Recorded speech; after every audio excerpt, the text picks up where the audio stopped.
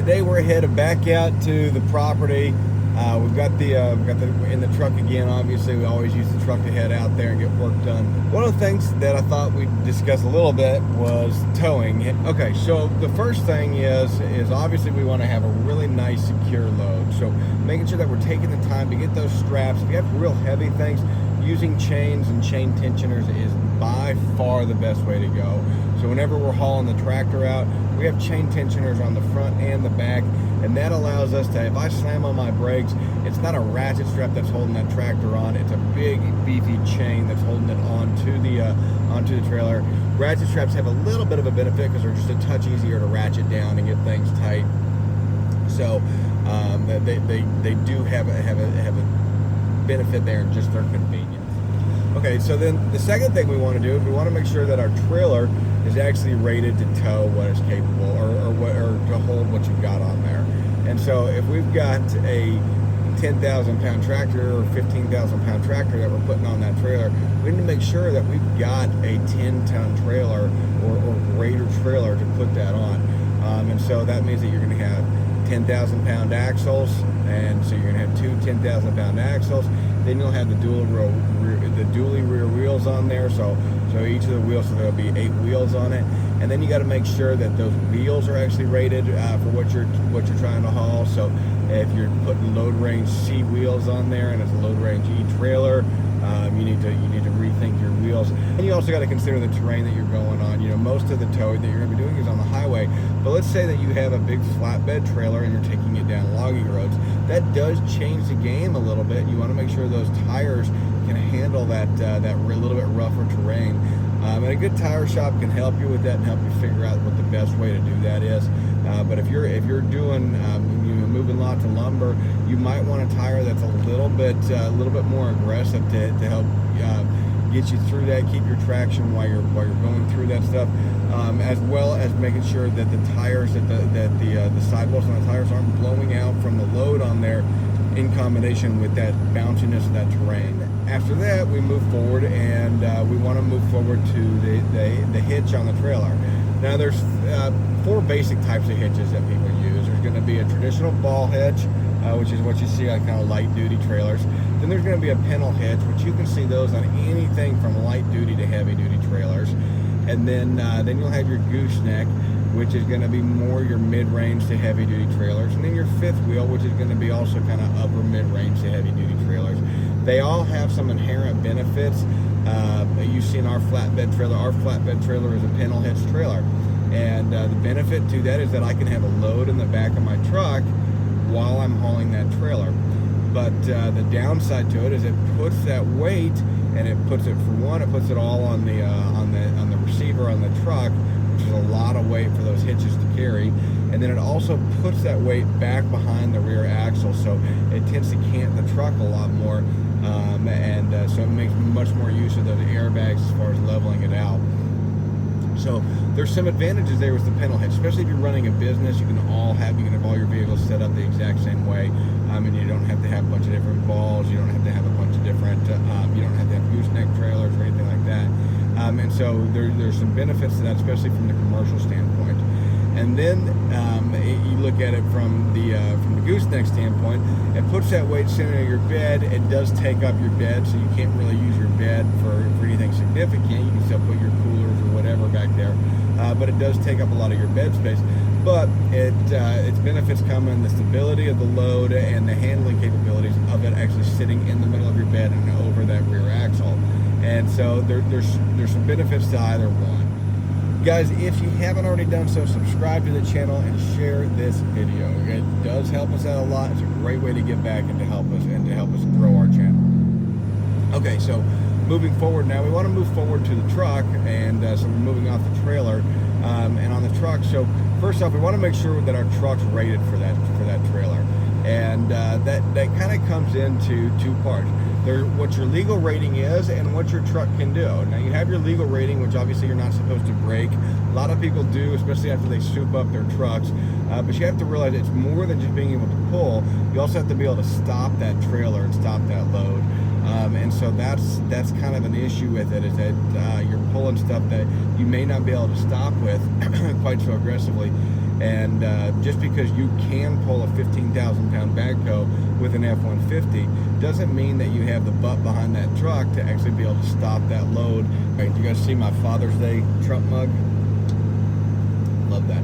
So those are big, important things that we have to consider when we're towing and making sure that everything is rated to it. The other thing to look at with it is that just because my truck is rated to carry a 10,000 or to tow a 10,000 pound trailer doesn't mean I can tow a 10,000 pound camper the same as I can tow a 10,000 pound flatbed. That wind resistance really adds in there, and those campers, any type of crosswind can really throw them around. And if you have a light truck, it's really hard to keep it under control. A heavier truck offers you a lot more capabilities in getting out of a fishtail by gunning it forward and pulling that fishtail in back into control, and by making sure that you've got the butt behind your truck and the weight there to actually be able to handle those crosswinds that are throwing your trailer all around. And so those are some important things to consider. So if you're rated, let's just throw out an example. Pick your year model, but say a half-ton truck, and you're rated to tow 10,000 pounds, and you put a 10,000 pound gooseneck trailer behind your camper behind there, and you're driving through a storm, that wind is going to throw you around and can actually throw you so hard it can throw you over those lines on the highway, creating a pretty dangerous situation. And you don't really have the butt behind it to floor it and get yourself back in control when you do start fishtailing. That's one of the best ways to get a fishtail back in control, is just to hit your gas and pull that fishtail straight, because if you hit your brakes, you'll tend to make it worse. We want to make sure that we're towing within our capabilities of our truck. Now this truck has the dual rear wheels, so it does a lot better for towing and for towing big loads and for those payloads. And having dualies on there can really offer you a lot more traction. It increases your load capabilities and increases your stopping ability, because you're actually putting more, you got more rubber to the asphalt in order to get yourself under control and get you stopped. And the other thing is these trucks are designed from the ground up to be able to carry those big payloads. So that's very, very important that we have that on there if we're going to be hauling a lot. Now, if you're not going to be hauling really heavy loads, dualies are kind of a pain. I don't particularly like the look of them, but they can be kind of a pain if you're not going to be hauling really, really heavy loads. We got the dualies for one, because we got a great deal on the truck, and we got a great truck for what we needed, and then so it was kind of de facto for us. But then two, because we knew we were going to be hauling big, heavy stock trailers, and hauling those big, heavy stock trailers, we needed to make sure that we had the hauling and the towing capabilities to be able to do that. Now we know we've got our truck rated. Now we've got to look at our engine and our drivetrain in there. And so let's start with the engine first. There's that diesel versus gas argument. This would require an entirely separate video to really go into all the nuances of diesel versus gas. But for simplicity's sake, a diesel is by far better at towing, and there's really no argument there. A diesel is going to tow better than a V10 or a V8 engine. The V10 engines don't seem to work that well. They guzzle a lot of gas. V8s are real solid built, but they tow light duty stuff. But if you're going to tow a 10,000, a 15,000, a 20,000 pound trailer, you've really got to have that dually if you're going to do it on any regular basis. And they're heavier. The engine on this truck weighs, I think, 1,200 pounds. That's a lot of added weight that helps you with that stopping capability and helps you with that keeping that trailer under control. Having a 15,000 pound trailer, like I said, it will throw around a 4,000, 5,000 pound truck, but you start getting that truck with some weight, some beef behind it, and it can't throw that truck around near as much. But the diesels, because they have that higher compression rating, the diesels are much beefier and much more overbuilt engines. The 5.9 Cummins, for example, that was built to go into light commercial or to medium commercial trucks. And so then when they put it in a heavy residential truck, it's overkill and it's overbuilt for this truck. That's why it's such a good engine, and that's why they've had such success with that engine. We'll get into that, the next portion of that drivetrain. We'll get into that transmission and whether you should have an automatic or a manual. Personally, I like a manual. This truck came in an automatic, so it's kind of what I was stuck with. We've thought about swapping it out, but these transmissions, actually, when they've been bulletproofed, are really solid transmissions. I know Dodge has a bad reputation, but transmission in here, once it's been bulletproof, it's actually a really, really solid and good quality transmission. But having a manual versus an automatic, for serious towing, a manual is hands down the best. And there's really no argument with that. When you look at the big rig trucks and the semis and the professional drivers, they're all using manual transmissions, and it's because they have that better control over their load. Now, here's from the practical standpoint. Practically driving, do you need a manual transmission? No. It's why they even make half tons and 450s and stuff like that with automatic transmissions. It's because for what those loads or what those trucks are capable of, you really don't necessarily need the manual transmission. I'm with you guys that want one. I wholeheartedly would rather have one, but you don't need it. So having the automatic transmission is just fine. You just have to realize that you have to shift a little bit differently, and you have to drive a little bit differently. An automatic transmission, you have to have that transmission temperature gauge so that you can monitor your transmission temp and you don't blow your transmission.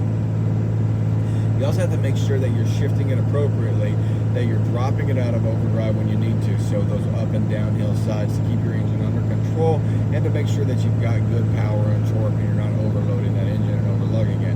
When you drop it out of overdrive, what happens? Your speed slows down, so you got to slow your speed way down. It's kind of a pain. When I go up a really steep grade with a heavy load, I've got to turn that overdrive off, and I've got to slow my truck down to 55 before I see that grade coming. So I've got to pay a little bit more attention and make sure I'm ready to go. Whereas if I had a manual transmission, all I'd have to do is drop it to fourth gear or maybe third gear if it was a really bad grade and a really heavy load. But I'd drop it down to fourth or third gear, or if you're 6-speed to 5 or 4th or whatever it is, and drop that gear down just a little bit, and you'd be fine. And you don't really have to worry so much about monitoring your transmission.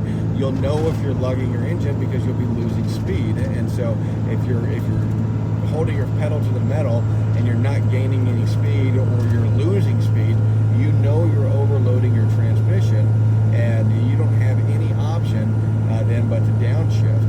But it's not near as dangerous with those manual transmissions as it is with an automatic transmission. Automatic transmission, you'll blow that transmission if you're not careful with it. So you really have to monitor that. So if you're gonna have an automatic transmission too, that becomes infinitely more important to figure out manufacturers of who you want to buy your vehicle from. So there's always a big debate about the Cummins versus the Power Stroke versus the Duramax. And really, I think if you look at it unbiased, I don't think there's much argument that the Cummins is probably by far the best engine of the three. The Power Stroke would be, I think, a close second in my opinion. The Duramax is third in line. I think they're all good quality engines, so you're probably comparing a little bit apples to oranges on that.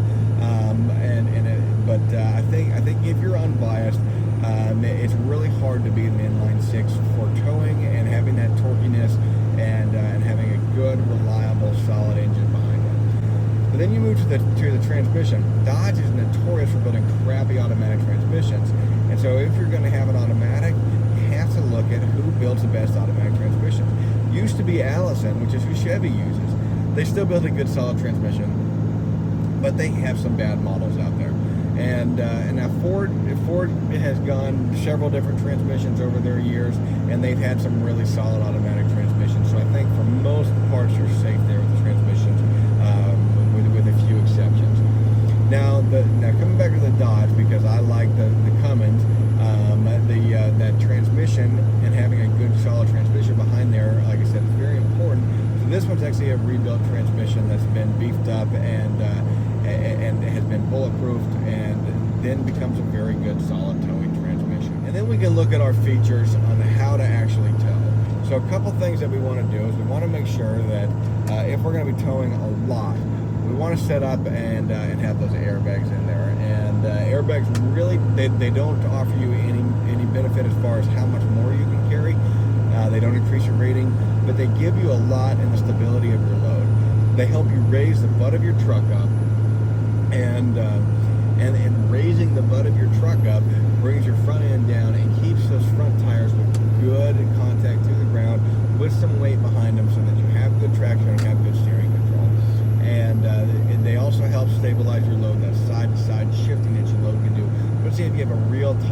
backload, like something like a big camper, that can really, really save you. The next thing is that jake brake. If you're going to be hauling any type of load, you need a jake brake on there.